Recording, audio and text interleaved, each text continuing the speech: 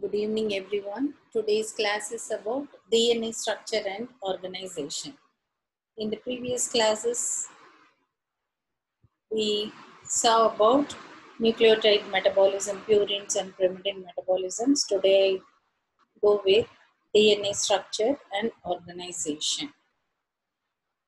So, today's learning objectives, we will be able to describe the Watson-Crick model of DNA structure and explain the organization of DNA in the cell into chromosomes. To catch up, you know the purine molecules are adenine and guanine, and pyrimidines are cytosine, uracil, and thymine. Here, thymine is in deoxyribose nucleic acid, and uracil in ribonucleic acid. These are the various nitrogenous bases. The scientist Rosalind Franklin, she collected the data about double helical structure of DNA and died due to ovarian cancer due to irradiation during her 100 hours work on X-ray crystallography. Based on her data, Watson and Crick proposed double helical structure in 1953 and got Nobel Prize in 1962. The double helix was proposed by Watson and Crick, the two strands coiled around each other around a common axis. The basics, DNA and RNA are the informational molecules in the cell. DNA contains the genetic information passed from one generation to the next. RNA is a biologically accessible copy of DNA and is more transient. The information carried by nucleic acids is represented by a sequence of only 4 letters A, G, C, and T for DNA and A, G, C, and U for RNA. So all these are nucleotides. Adenine, guanine, cytosine, and thymine in DNA instead of thymine, uracil in RNA. So DNA is the blueprint for every living organism on Earth. That means if there is a change in the base sequence of the nucleotide, it results in disease or it results in the alteration of the biological functions. For example, this is the sequence. If this encodes a membrane transport protein, and this sequence, when it is mutated, this membrane transport protein code, when it is mutated, this results in cystic fibrosis in human beings. And this DNA is present in chromosomes, mitochondria, and chloroplasts. So the genetic master plan is contained in DNA in the form of sequence of nucleotides. So if this is the DNA, so genes may be present in regions of DNA, and those genes, when expressed, they are translated in to the various proteins, and this information for this protein is contained in the gene that is present in DNA. So this is the structure of DNA and this is the structure of RNA. You can see the bases. Thymine in DNA, instead of thymine in RNA, you have this uracil. All the other 3 bases are same in DNA and RNA. And DNA is the double helical structure and RNA is a single stranded. So structure of DNA, it's a double stranded molecule. The 2 strands coil around each other to form a double helix. DNA is a polymer of deoxyribonucleotides linked by 3', 5' phosphodiester linkages. The 3' and 5' are the carbon atoms of the ribose sugar of the nucleotide. So you can see here. So the numbering is here. This is the ribose.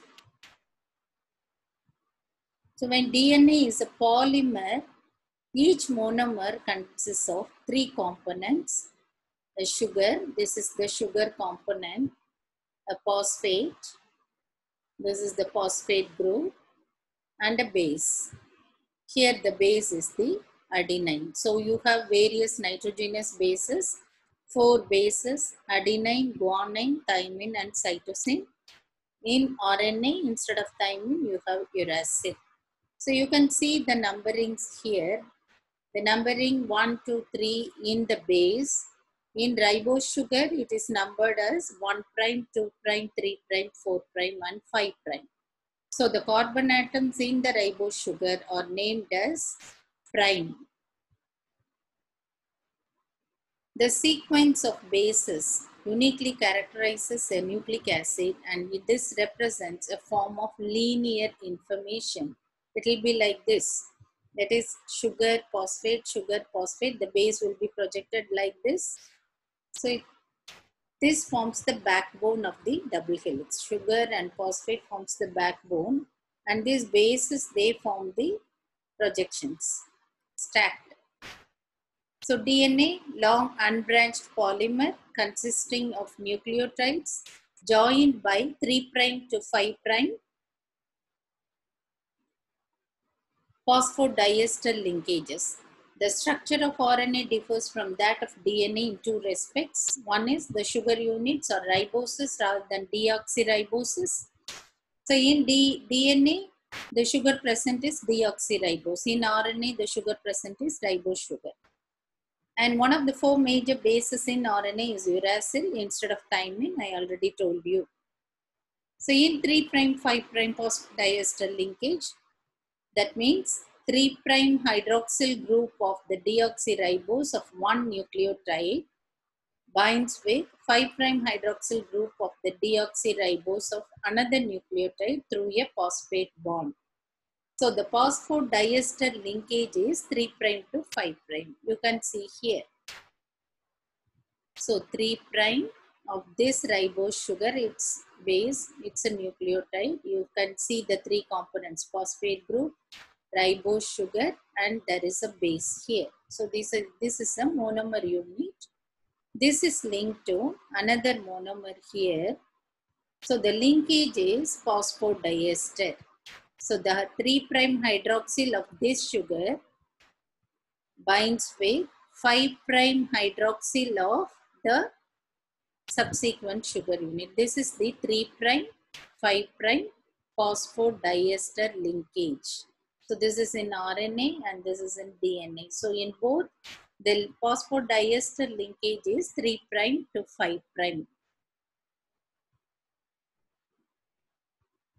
So the backbone of DNA is formed throughout by deoxyriboses. So you can see here, there is no hydroxyl group in the second carbon. This is deoxy. When it is depicted like this means H. So hydrogen only. No hydroxyl group in the second carbon. So this is deoxyribose. This is in DNA.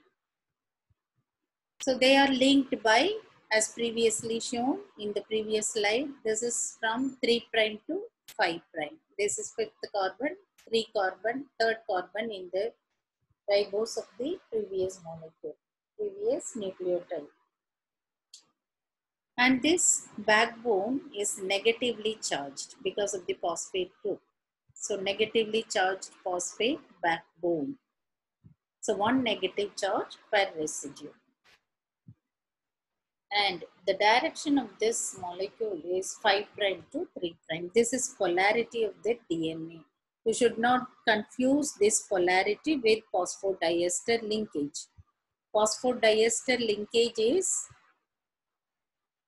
condensation of the 3rd hydroxyl group in the 3rd carbon to hydroxyl group in the 5th carbon of the next nucleotide, ribose sugar of the next nucleotide. The direction of this DNA structure is from 5 prime to 3 prime. 5 prime to 3 prime. That means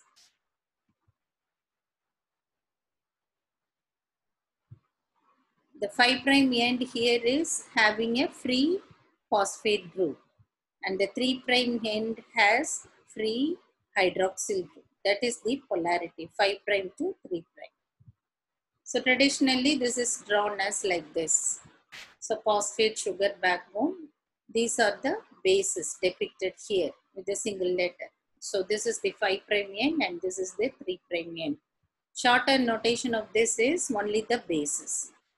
A, C, G, T, A. It will be written like this. This is the shorthand notation for this sequence. This is the sequence of nucleotides in the DNA.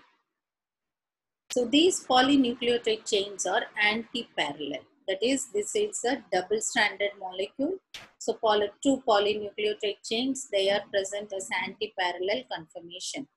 That is, what do you mean by this anti-parallel nature? One strand runs in the 5' to 3' direction, while the other strand runs in 3' to 5' direction. The width of the double helix is 2 nanometer. So here this is one strand and this is the next strand. In this strand, the direction is 5' to 3', here 3' to 5'. So these two are coiled like this. So 5' in this strand and this is 3' from 3' here. So this is anti-parallel in nature. So the polynucleotide chains, they are so arranged that adenine is always paired with thymine. So adenine thymine bonding is by 2 hydrogen bonds and guanine is with cytosine, this is by 3 hydrogen bonds. And this positioning of bases is called base pairing and base complementarity. The double helix is stabilized by these hydrogen bonds. So depending upon the hydrogen bonds present, the stability of DNA. So this is how it is arranged. So this is anti-parallel nature. This is one strand and this is another strand. So you can see the backbone as sugar and phosphate backbone here. And the basis of one strand is like this, and this pairs with the basis of the opposite strand.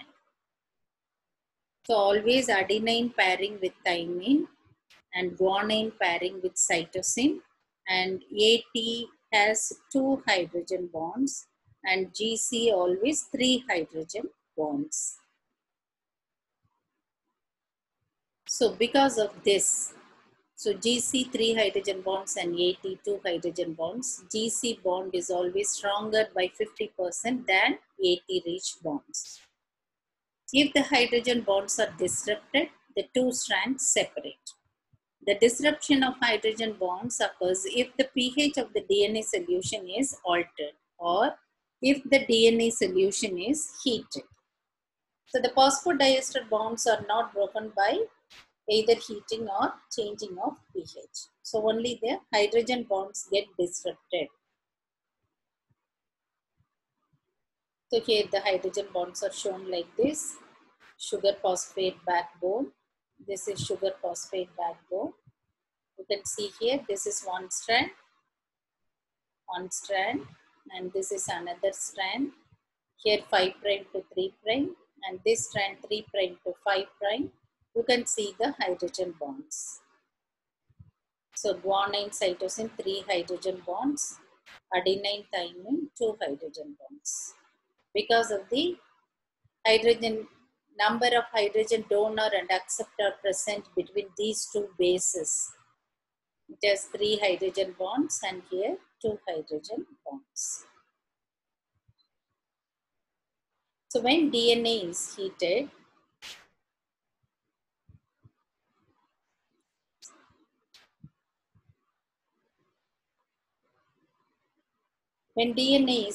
the temperature at which half the helical structure is lost is called as the melting temperature, that is Tm. Tm is the melting temperature when half of the helical structure of DNA is lost. So denaturation means the loss of helical structure in DNA. DNA which contains high concentration of A and T denatures at a lower temperature than G and C because of the lower number of hydrogen bonds present. So what is Chargaff's rule of molar equivalence? That is, number of purines and pyrimidines in DNA are equal. Equal number of adenine and thymine residues and equal number of guanine and cytosine residues. This is Chargaff's rule of molar equivalence. So in summary, DNA is a double helix. The polarity is 5' to 3'. Phosphodiester bond between the nucleotide bases or 3' hydroxyl to 5' hydroxyl. And both the strands are anti-parallel to each other. And the base pair complementarity, you should know, adenine pairing with thymine and cytosine pairing with guanine. And finally, the Chargaff's rule, that is number of purines is equal to number of pyrimidines. Now, in DNA, the helical, we have seen the helical structure.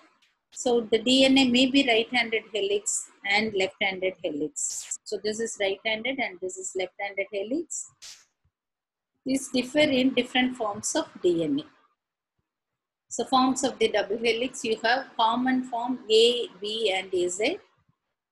And most common one found in nature is B-DNA. These are the various differences in the three forms of DNA. So A-DNA and B-DNA are right-handed helix, while Z-DNA is left-handed helix. Base pairs per 10 in B-DNA 10.4 base pairs per 10, and rise per base pair along the axis is 0.34 nanometer, pitch is 3.4 nanometer, diameter is 2.37 nanometer. This is in B-DNA. And major groove and minor groove are present in A and B DNA, and it's absent in Z DNA.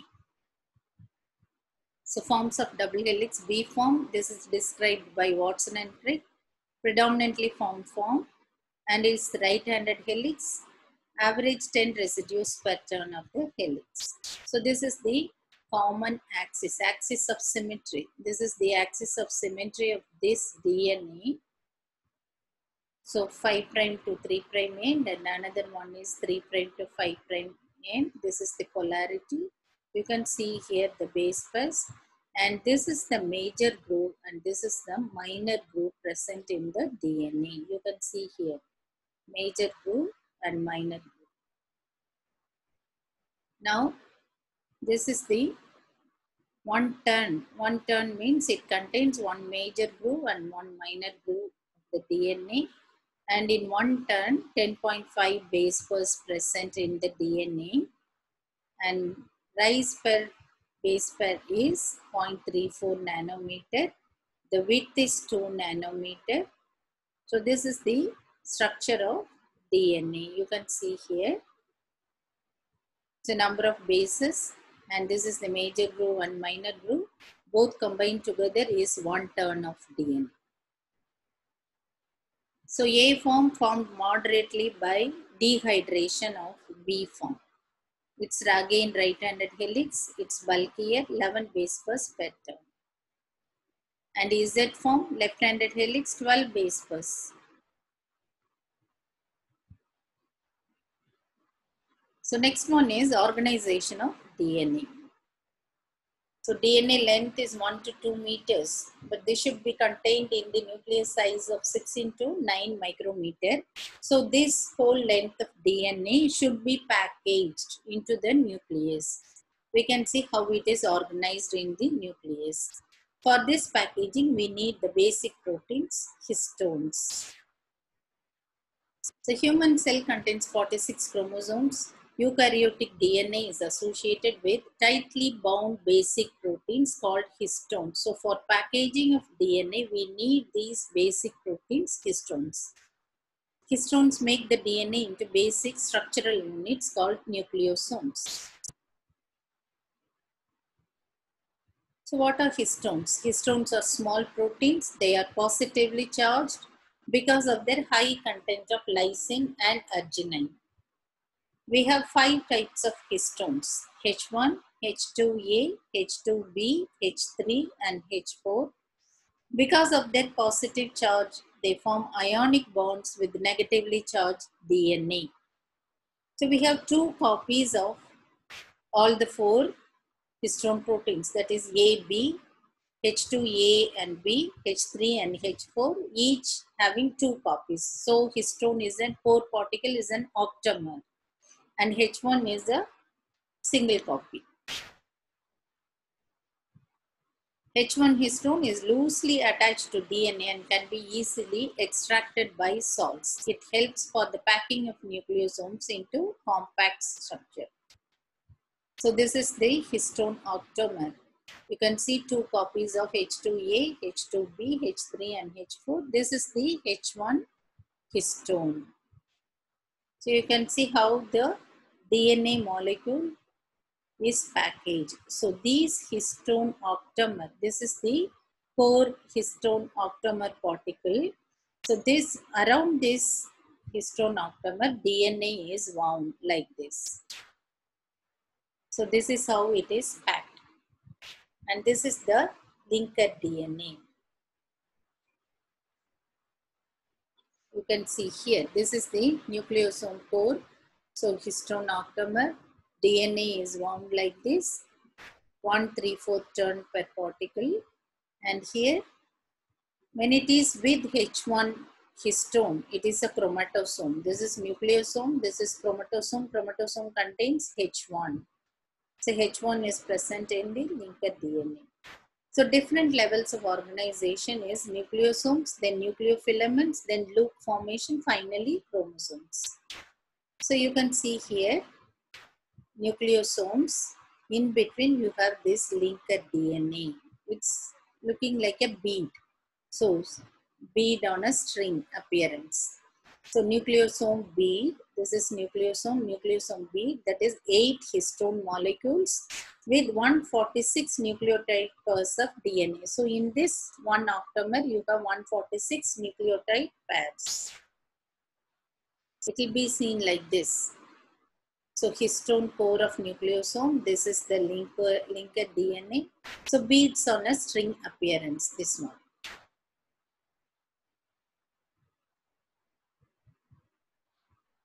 So histone, nucleotide wound around this. So mostly 80 rich pairs in the minor group. So the nucleosomes resemble beads of a string. Nucleosome beads are formed by histone octamer, that is 10 nanometer in diameter. A segment of DNA winds round nucleosome almost twice, so 2 turns. Nucleosomes then further condense the long DNA into chromosomes finally. So next one, 10 nanometer fiber. Next one is 30 nanometer. It will be like this. It is a solenoid appearance. So 30 nanometer filament. So here you can see this 10 nanometer. Now this becomes further condensed like this. So condensation of this 10 nanometer into 30 nanometer.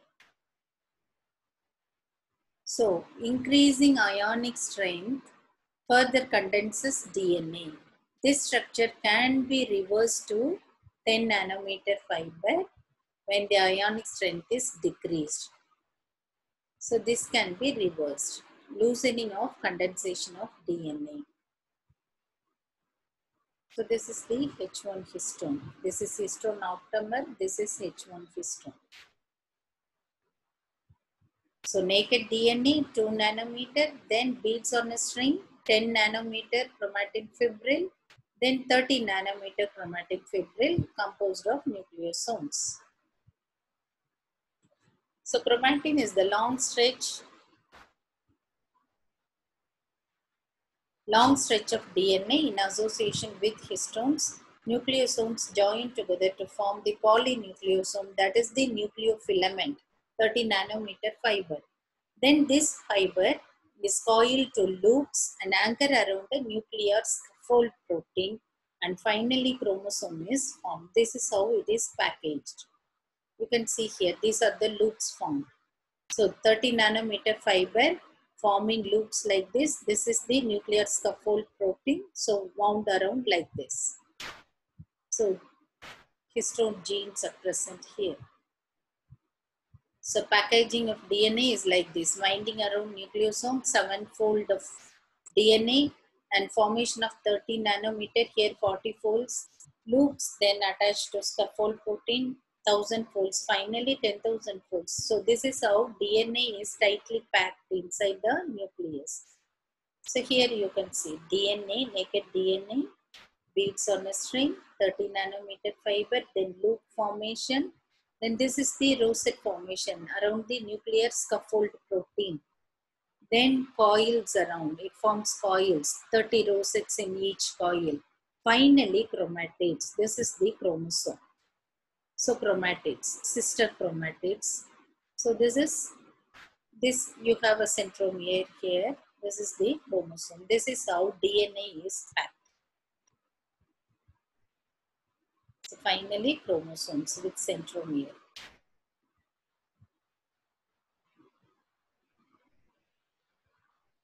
So nucleosome, chromatosomes. In these two stages will be active genes which can be transcribed. So in this stage, no transcription, less active genes. Finally condensed. These are the various phases of DNA. So in summary, at the simplest level, chromatin is a double-stranded helical structure of DNA that is 2 nanometer. Then it is complexed with histones to form nucleosomes. This is the nucleosome core of 8 histone molecules. And here we have one H1 histone. So this is beads on a string, nucleosome filament. Each nucleosome consists of 8 histone proteins around which DNA wraps 1.65 times, approximately 2 turns. Then a chromatosome consists of a nucleosome plus the H1 histone. This is the chromatosome. So nucleosome, then chromatosome with H1 histone.